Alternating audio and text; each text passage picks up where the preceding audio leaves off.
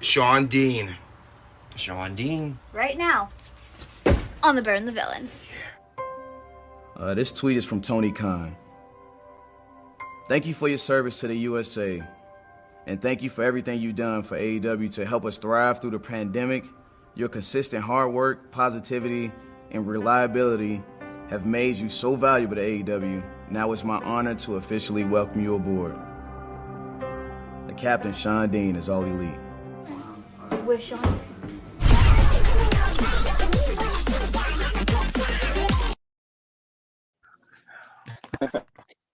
Ladies and gentlemen, What is welcome. up, everybody? Bird and the Villain. My gosh. It feels good to be back. Justin, feels great to be back. And our special guest, the captain himself, Sean Dean. What's going on, guys? Man, we are stoked to have you on the Bird and the Villain. I know we talked a while ago about trying to get you on, and we're excited to have you on, man. Thank you for coming on. No problem, man. Appreciate it. It's no problem. I mean, like, it's like taking a step back because, man, you're actually living the dream right now. I mean, you're an example of what happens with dedication, hard work, and a dream. And you're a father, right? You're a girl dad. Crazy enough, me and Justin are girl dads too. Oh, fantastic, man. Sure. Take a look at this. That's my daughter in the water. Everything she owns, I bought her. Everything she owns.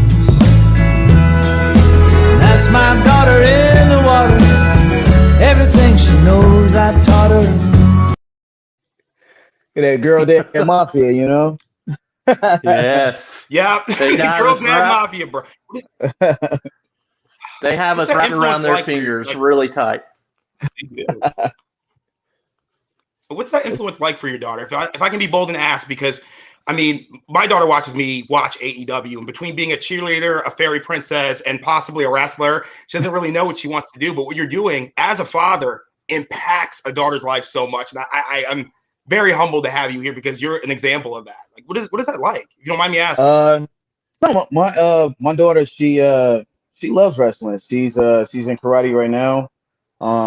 But for the most part, man, when she's with me, she comes to training with me and stuff like that. She's been in the ring.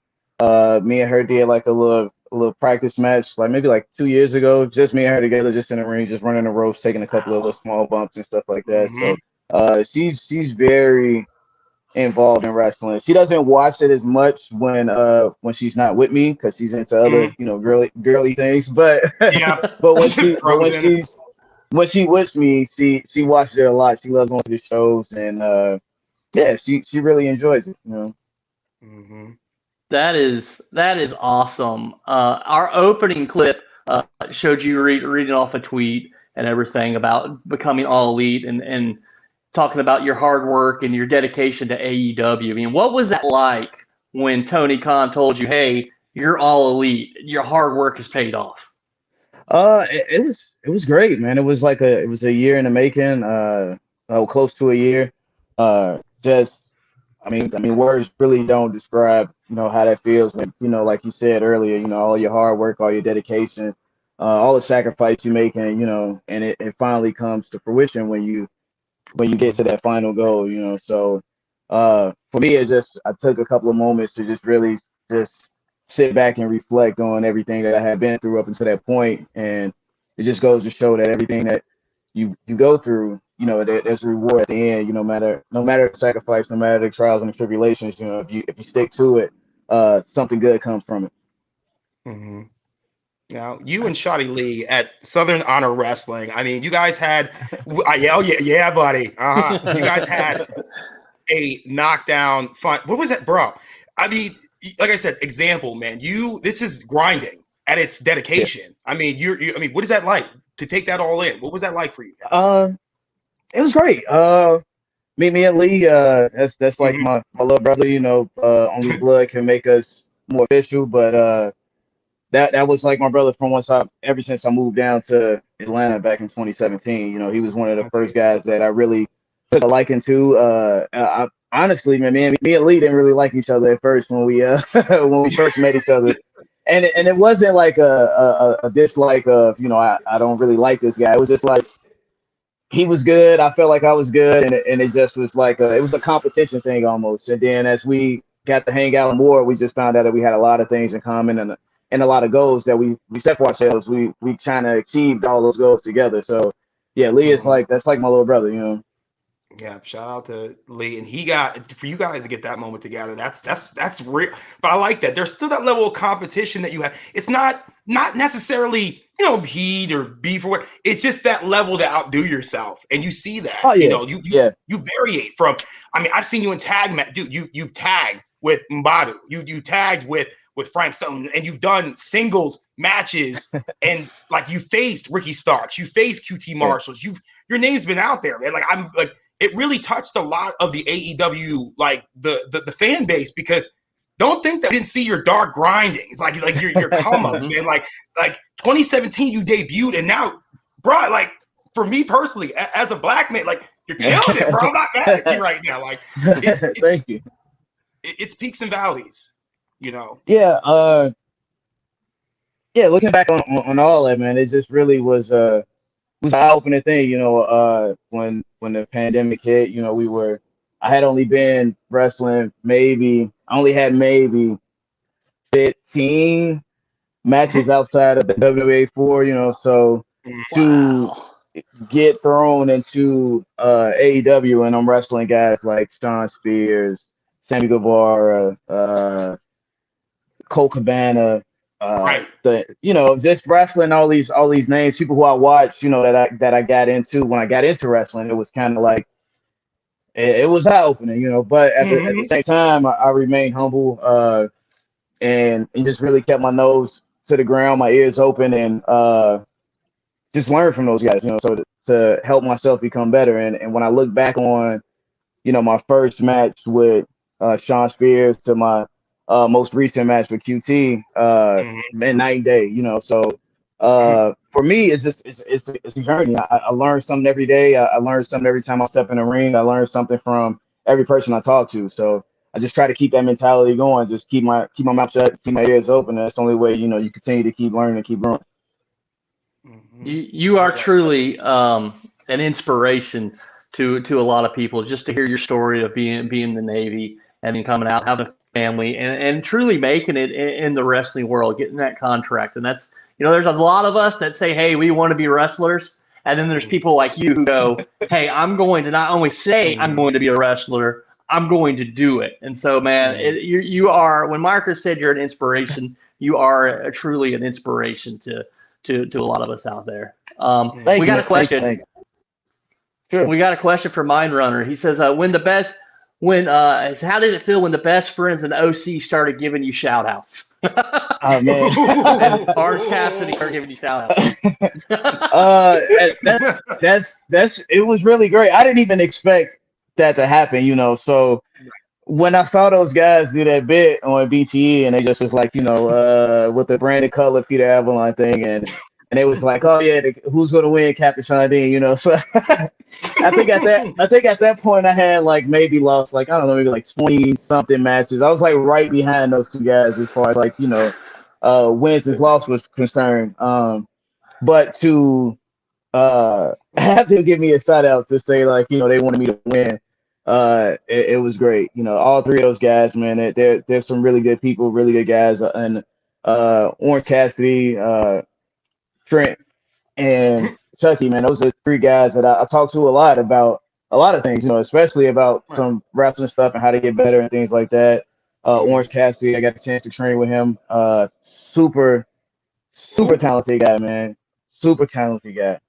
Ooh. And look, to follow up on that, like, your influence, and it's a well-known thing at this point that you have almost an addictive backstage presence. Like, you're very influential backstage. Like, I mean, and that's saying a lot, because even right now, what you guys do, like every day, every year, every show, it's wear and tear, and that can cause strains. And, you know, some people don't have that emotional connection to be almost, you know, a back leader like you've become. Like, you know, what is that? How do you step into that role? How did you fit into that, so to speak? To be honest, I I'm just me. Backstage, just in life in general, man. I like to laugh. I like to joke around. As you see, man, I probably stopped smiling for maybe 2 minutes since this whole thing. But that's just me, man. I try to bring a lot of positivity, a lot of just happiness wherever Right. I'm at. You know, I don't really dwell on too much. I'm big on it's no reason to get upset for things that's out of your control. So for me, that's why I really live a typically stress-free life. I don't stress over much because a lot of things that people tend to stress about are things that they have no control over. Right. If you focus more on the things that you have control over, you'll have less stress. So Mhm. when I'm backstage, I just try to be a beacon of positivity, so to speak. So I'm always laughing. I'm always joking. I'm always yelling out something crazy. Random times that's kind of like how that hit him with the deal, like how that came about. It's Right. just me just walking backstage and I happen to come into a match and just yell, hit him with the deal, and just kind of catch on with everybody. So it's just one of those things. And that's just me being me. Like, you know, not even expecting anything of it. It's just how I've always been my entire life. Mhm. That's awesome. I was when I was researching you, I came across I guess it was a Fightful article that said you actually do some other stuff behind the scenes, like recruiting extras and stuff for the shows. Is that something you do behind the scenes Uh, for AEW? Do you do anything else with AEW besides just wrestle? so yeah, so that article that came out, yeah, that's true. I do help out with booking some of the extras for AW Dark and Elevation. Um, Pretty much just looking at local talent, seeing what we can do, what the needs are for a Pacific show and things like that, and then we just go from there. It's no rhyme or reason. It's no, you know, you got this many years experience, this many years experience. It just really just does it fit the need of what we need at that time, and just help out with that. Hmm.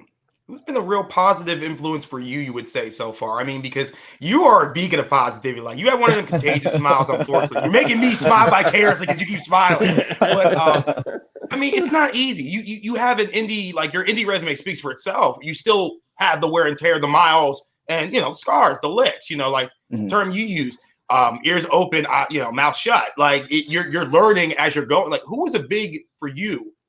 Who helped you along those ways when there was milestones? Because you said yourself, it was not easy to get where you're at right Yeah, it wasn't really one of the big, like a little training there, like once a week, here and there, whenever I could get down there and train, or whenever the guy who was training me at the time could get the place open for us to go and train. But I helped out with the ring crew, and I just saw AR Fox backstage, and I had just recently watched some of his stuff online. And so I just, researching some of the guys on the roster, and he was one of those guys that stood out to me. And went to talk to him, and he was getting ready for his match.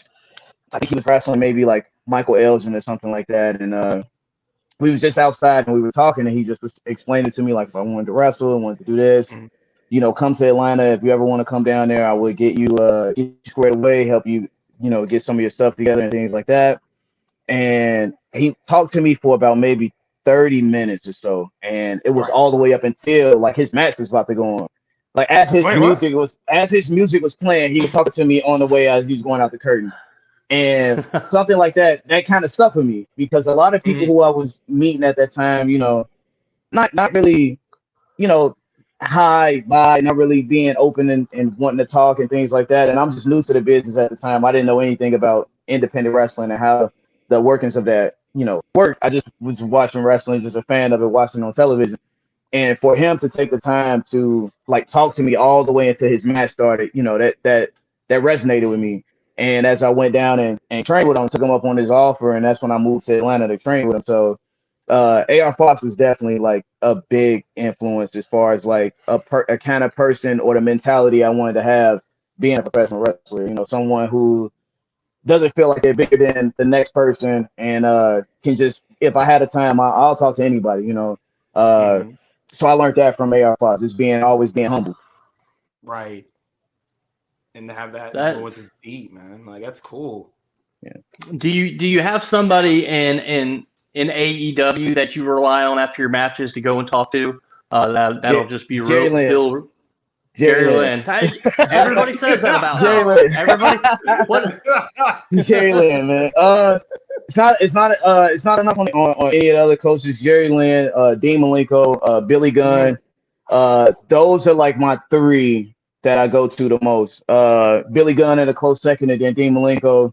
He's probably gonna beat me up next time I see him, but he's like in the third.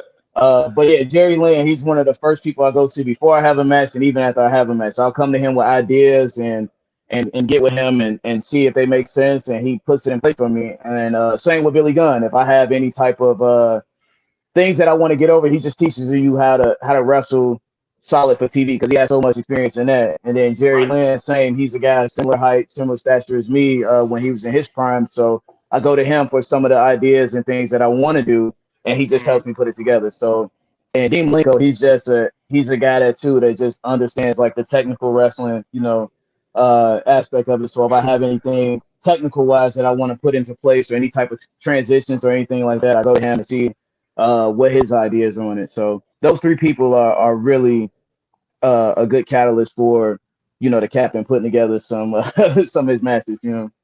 I think, Captain, if I can though, like with that being said, like with that encyclopedia of basically, like every kind of wrestling you could ask for, I can't even mark you down for what you've done. High flying, you big booted some boys down to the bruh. Here's the thing, I've seen some big boots. Like, believe it or not, like I like to think that Kevin Nash had a big boot, but bro, you got a big boot. Like what high flying technician? What do I call the captain? Because I've seen you like you've done suicide dives, bro. Like what is your go-to when it comes to in-ring psychology? Like what is the go-to? I'm a hybrid, man. I feel like I'm a wrestler, but I'm also a hybrid. I feel like I can do certain high flying things. I'm not too crazy as far as like I'll probably never do a 450. That tope con hilo that I do to the outside.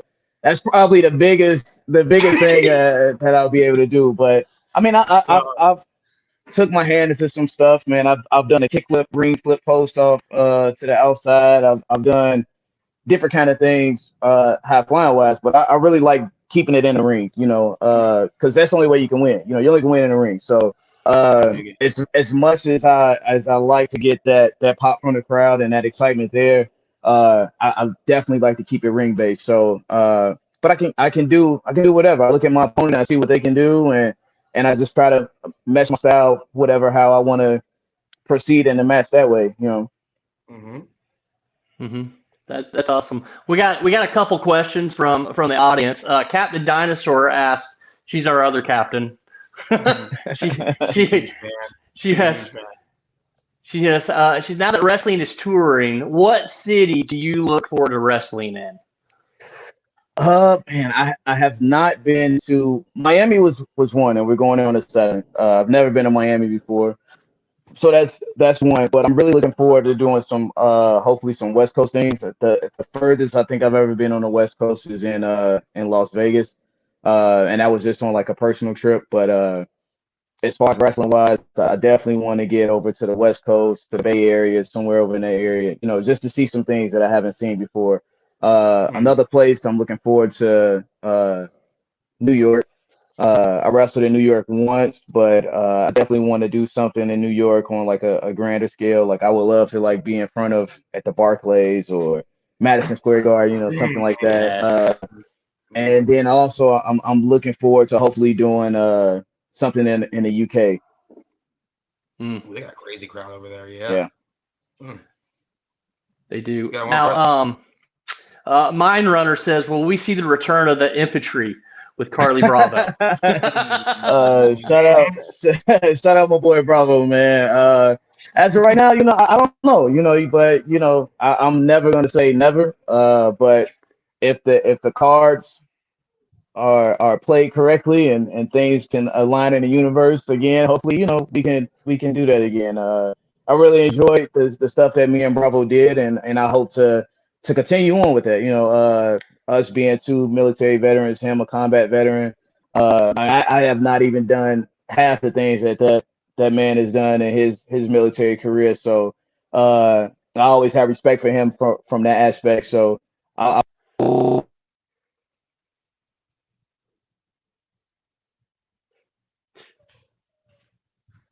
Are we good? We're good. Okay. You hear me? You hear me, Marcus? I think our sound went out for just a second there. Oh no! All right. So that we hope to see that. You hate wrestling. You know this. You never say never in wrestling. Honestly, Right. Yeah. never say You, never. ne- Wrestling. you never say never in wrestling. So I mean, I grew up watching wrestling. Marcus grew up watching wrestling. We Right. could show you a video where we cried like a little baby and jumped up and down when Sting appeared at Winter is Coming. Two little girls, man. Two little girls jumping up and down when Sting debuted at Winter is Coming. Who inspired you as a wrestler? Right.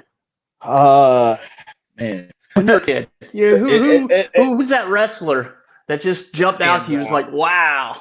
Mhm. One of the guys that I remember watching, I still watch now, is Mr. Perfect.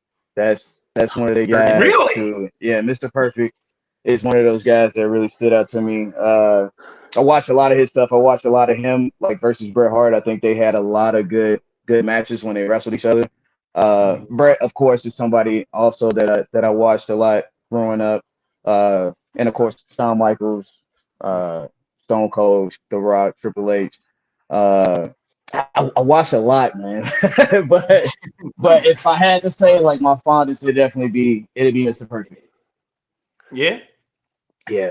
Died way too young. Oh, Oh my yeah. gosh. Yeah. He's amazing. But yeah, like back to that though. Are we going to see, if you're allowed to? I know there's not allowed to say a lot, but are we going to see more singles captain?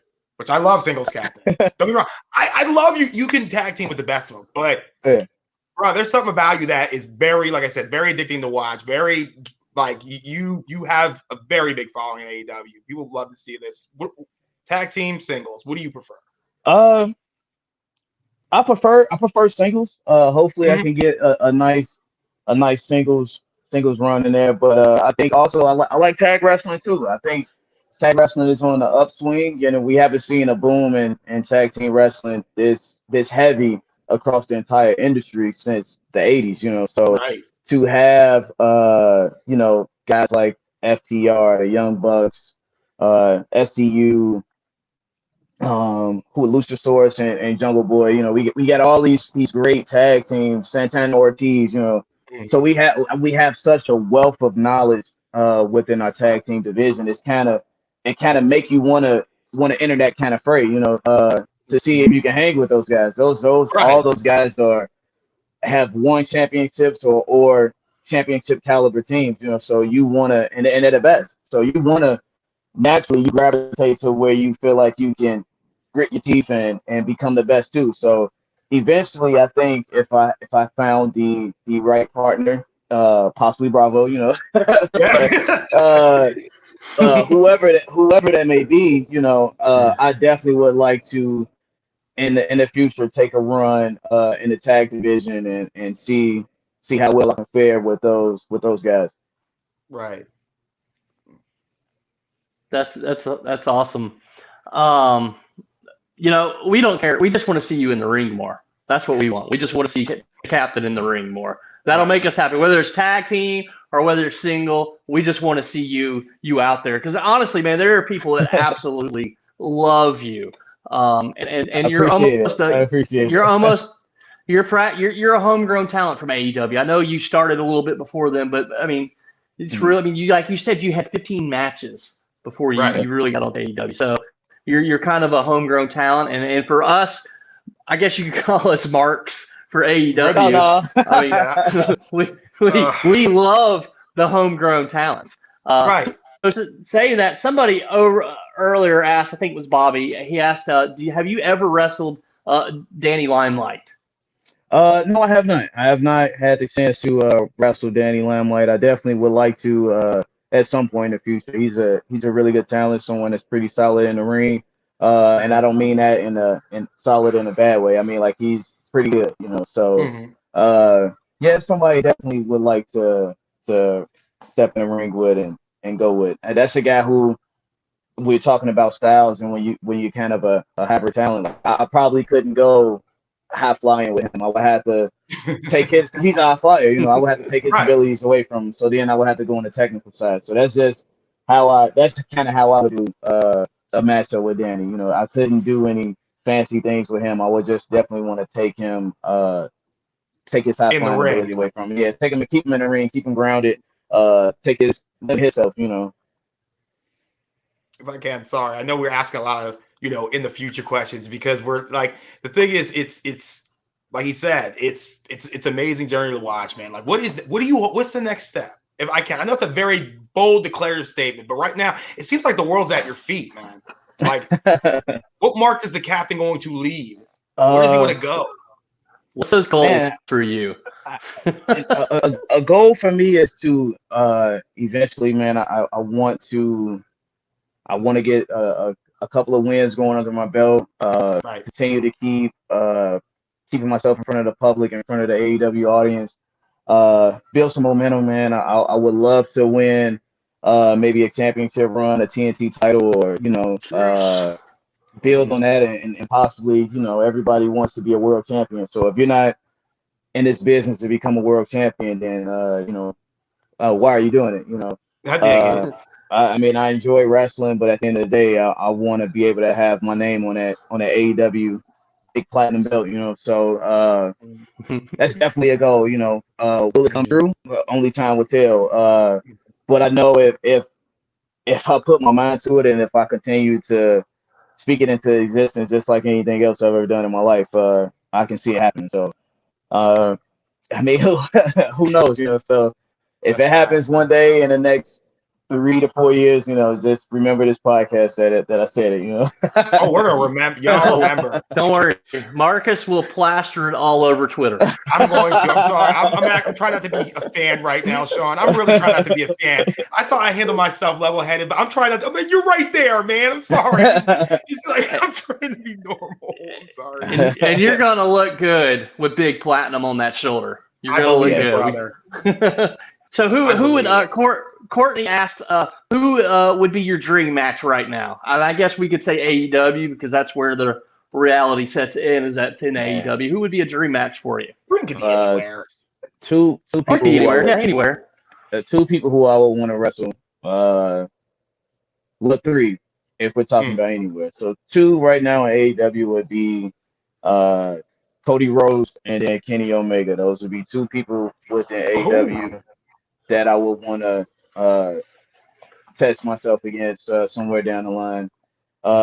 Two people who I feel like, are at the top of the game, best in the world when you talk about stuff like that. So, again, if you're not trying to wrestle the best, how are you getting better? So those are two people that I would definitely love to step into the ring with. And then my third, since we're talking about best in the world, I'm gonna go with who I feel was the OG best in the world. Talking about CM Punk. That's somebody who that would be a Chicago would break. Yeah, Chicago would break, Captain. Chicago would break. Oh yeah, that's like my third. Like if I had to pick outside of the realm of AEW, CM Punk would be somebody who's on that I would want to wrestle against. I would just even love to just learn some stuff from him. You didn't even have to be in a ring. If I can just sit down and pick his brain, or just have a session with him training wise, that'd be something that I would look forward to as well. Justin, I want to see it. We're going to talk that into existence. You versus CM Punk. We're gonna tweet that into existence for you. Hopefully, God, we can. But what does someone asked? What does Chicago have that you miss while in Jacksonville? Oh, food. What? Food. Food. I was Jackson. So in Chicago, man.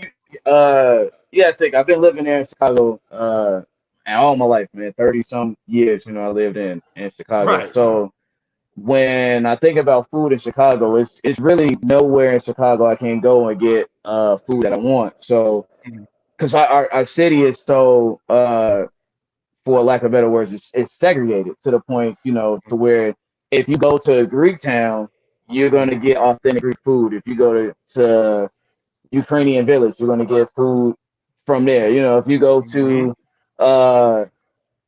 Humble Park, which is a Puerto Rican neighborhood. You're gonna get Puerto Rican food, Ooh. authentic, you know. So Empanadillas.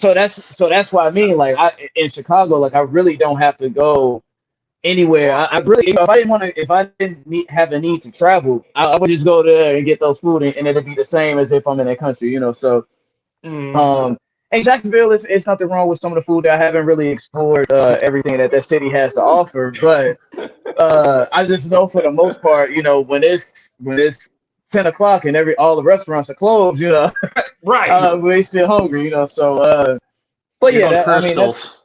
that's right, you know, Crystals or Whataburger or something like that, you know. So, and you only can eat that so much. So, yeah, Listen, Sean, I live in Jacksonville. Okay, so dinner's on me one night. You just let me know. perfect. I'll take you somewhere. Fantastic.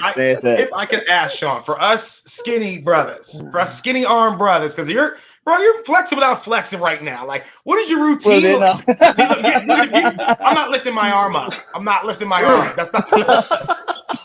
What is your routine, bro? You never look physically sloppy to me, bro. Like, how hard do you go? Like, what is your regimen like? So right now, I am doing like 2 days. So I work out in the morning, so maybe between 8-9 o'clock in the morning, Right. no later than 10 o'clock, and then after that, when I go to training at night, I hit the gym again at like right between 7 and 8 before I start training. So that's kind of like what I've been doing for the last 30 days. I actually was doing this workout with that Billy Gunn and Austin Gunn, those guys put me in tune with. So for the last 30 days prior to that, I was really into it heavy, you know. And then of course, you know, trying to eat better and eat right. It's hard. I mean, it's definitely hard, especially when you're on the road and you're traveling and things like that. It gets really hard. But I've found a ways to just have healthy alternatives and not really just trying to pig out too much, eating too much fried food. So even if I have like a burger, I won't eat the bun. I'll take the bun off the burger, you know. Just eat straight just the meat, you know, no fries or anything. And that's it, you know. Protein shake, stuff like that all throughout the day. I try to make sure I get my protein intake throughout the day. Yeah, I mean, that's just pretty much what I've been doing these last about 30, 40 days. That's kind of how I got into a lot better shape. I think right now I'm probably in the best shape that I've been in a really long time. And I really wasn't in bad shape before, but I stood to have gotten in better shape. And QT's wife at the school, she has, you know, she does nutrition, and she set me up with a really good meal plan last year that I follow a lot. So whenever I get kind of bored with what I'm doing now, I just go back to that meal plan and try to follow that for like the 30 days that I'm doing these 2-a-day workouts. Well, luckily for me, black doesn't crack, and my metabolism's still good, so I got a few good years. I can coast for a little bit. You're making me look bad, Captain. I'm gonna try and make it. I'll try and make it, but jeez. Before we get to a couple more questions, we don't want to hold you up too long. That's all good. But what's Tony Khan like? What's it like working for him? What is he like? Tony Khan is probably one of he's a genius, man. And I'm not saying that just because I'm there. The guy he'll be sitting down and then the idea comes to his head and then bam, it's like, oh wow, you know, it's just something that's just crazy like that. You know, he just really has a eye for the business. He has a brain for the business.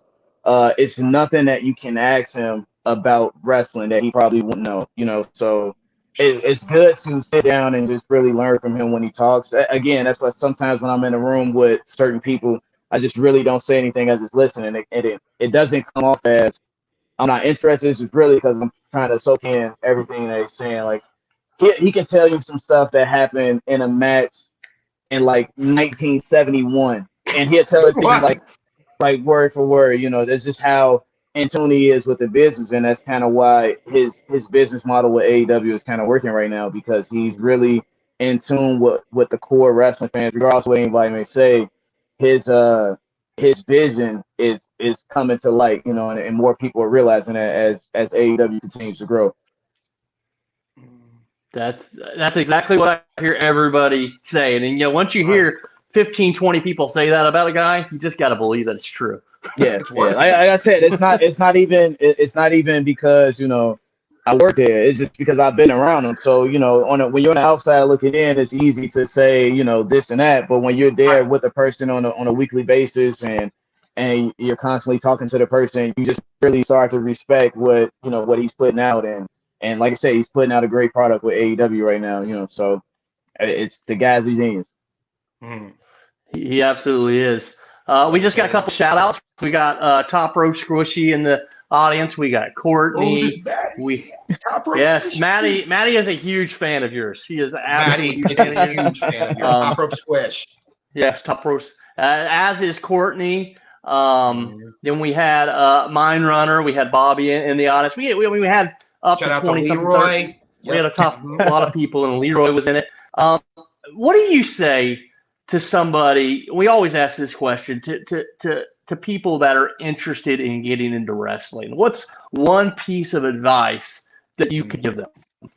I'll give you a little bit. One is just really be serious about what you're doing with wrestling. Don't, you know, a lot of people get into it and they think that it's fun and it's games and stuff like that, but you really have to be dedicated and serious that this is going to be your life, you know. So don't get into it. If it's just a hobby, that's fine too, you know, if you want it to be a hobby. But if you really want to get into it and make some money from it, you really have to dedicate and give up a lot of things to making this business. You have to be humble. You have to be a people person. You have to be able to network. Again, keep your mouth shut, keep your ears open. You learn so much from that, you know. And it's a lot about, you know, just like with anything, just being in the right place at the right time, you know. And you only do that by network. You just can't think that, you know, you're gonna somehow be like this Andy Darling and end up making it to the next level. You really have to push yourself in those positions. And if that means having to not go out on a Friday night, miss a wedding, miss the anniversary, miss a birthday, you know, those are things that you have to sacrifice. And I heard those things when I first started, and I didn't believe it until it actually happened, where I had to make a choice of, do I really gonna go to my brother's birthday party, or am I gonna go to this booking? Am I gonna have to cut my anniversary date short and go to this book? You know, when you start really making those decisions, then that's when you really feel like you're gonna make it, or you're putting the right step forward to making it in the business.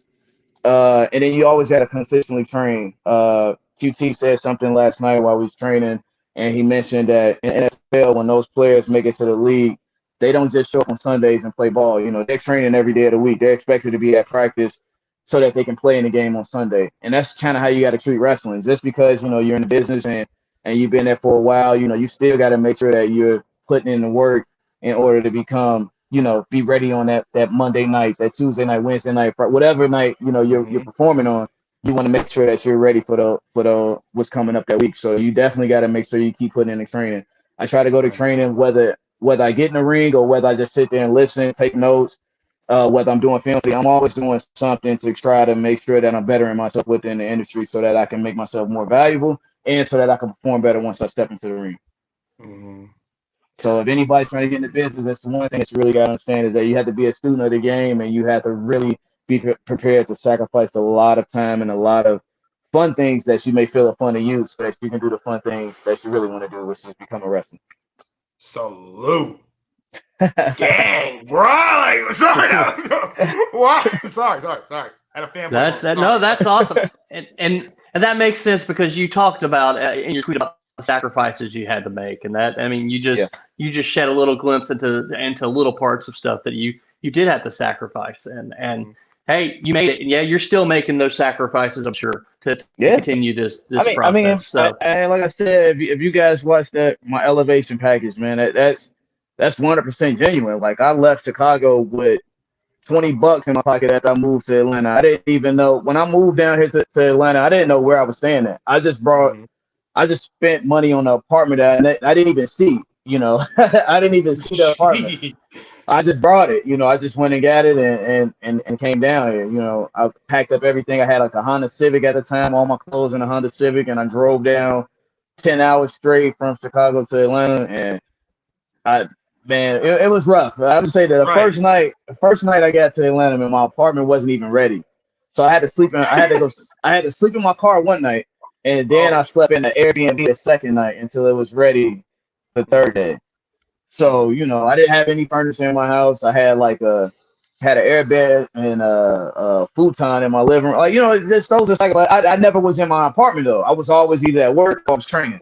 So I didn't really care, and that's the mentality you gotta have. Like I just didn't care about that kind of stuff, and plus I was saving up for a wedding too anyway. So I definitely didn't care about like how I was living, down here at the time. So my wife wasn't here at the time with me anyway. So I didn't care about that stuff. I just was focused on trying to get better, trying to make an impact, trying to get my name out here in the Georgia area and stuff like that. So I didn't care about those things. And that's kind of another thing that people need to understand too. You have to make those kind of sacrifices. You might have to sleep in the car, Walmart parking lot, or, pull into, get an Airbnb for a night or whatever you got to do. Those are things that you really have to have that mindset, and you just can't think a second thought about it. You just got to do it. Mm-hmm.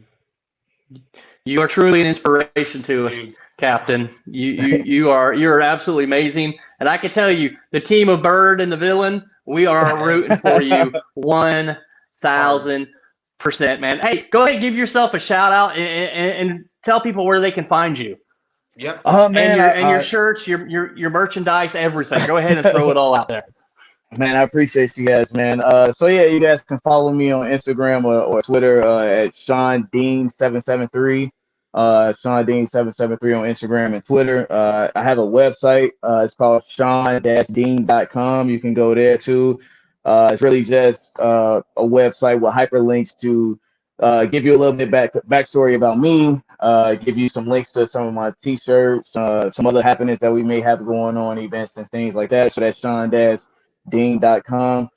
You also can go to Pro Wrestling Tees /Sean Dean. It gets you some of that Captain merch. You get you the comic Captain, which is me, artist did of me as Gal from Street Fighter. Also, my favorite, that's like my favorite shirt. My second favorite shirt is definitely the Hit 'em with the Deal shirt. So those are my two favorite shirts, man. So if you guys want to represent like that, you guys can grab those shirts too. Well, salute, Definitely. Captain. I'm definitely buying a shirt. I'm not even gonna hold you. I'm literally gonna tweet it. But thank you all for joining Bird and the Villain with our special guest, amazing guy. I mean, I don't even know where to begin. Salute, baby. Salute. Appreciate you guys, man. Thank you. Thank you. See ya. See ya.